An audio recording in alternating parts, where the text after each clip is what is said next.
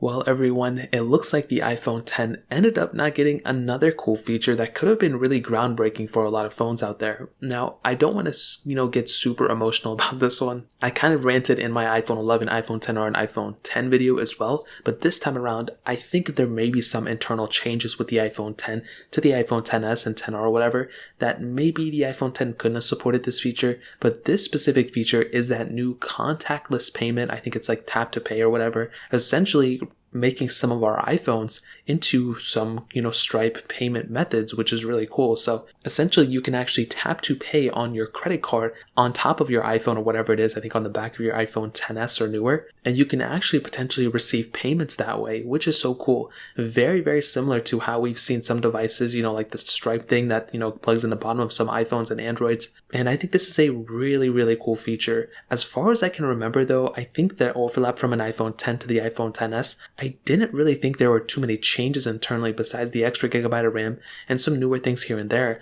I didn't think there was anything, as like a component of where the iPhone XS had this specific, chipset inside or something where the iPhone X couldn't also get this feature. So is it an artificial limitation? I don't know, maybe I'll probably go towards that. However, I do think that this is kind of a sign again from Apple pretty much, adding more features and kind of separating the models once again. And it's very strange that we got this specific feature with it ending on the iPhone XS.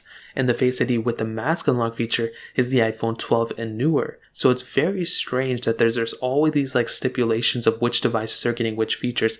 And Apple's spending a lot of time, I'm sure, like strategically picking which features go where. I think if this feature ends up rolling out and if it ends up being a massive, massive feature, you could probably see a lot of people going to the Apple Store and picking up something like an iPhone 11 or something. Now, the reason I say iPhone 11 is because you can't really go to the Apple Store and buy an iPhone XR anymore. You can get it from certified refurbished market, but you can't go to the Apple Store, your local store and go buy it. You have to pretty much get it online or, find it somewhere else like that. So I don't think that's a big deal, but it is something to keep in mind for sure. Now, I think with something like the iPhone X, again, I feel like it could have, had this feature. I think it would have been really, really cool. But also, I do feel like iPads should have supported this feature too. I feel like whenever I go into a business and they have these like Stripe payment methods or whatever, most of the time they are using their iPads to handle all the payments.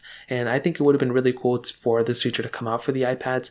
So I don't know why the iPads couldn't support this either. Maybe they don't have the chipsets that the iPhone XS for some reason has. But I think that's a bigger question, like in an M1 iPad Pro, I feel like it could support this feature. You're spending, so much money on it. And if it can't even handle some components that the iPhone XS had from 2018, I find that kind of weird to be honest. So in terms of that covers it. If you guys have any other questions or anything, let me know in the comment section below. Hit the like button, that'll mean so much, but definitely hit that subscribe button. More importantly than everything else, I love every single one of you guys. Hopefully I'll catch you guys in the next video. Peace out till then.